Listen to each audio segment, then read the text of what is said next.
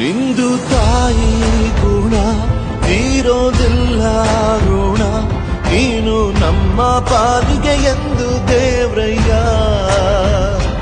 ತಾನು ನೋವಾ ನುಂಗಿ ಜೀವ ನೀಡೋ ಮಗ, ನಿನ್ನ ಪಡ್ಕೊಂಡಿದ್ದೆ ಪುಣ್ಯ ಗಣಯ್ಯ.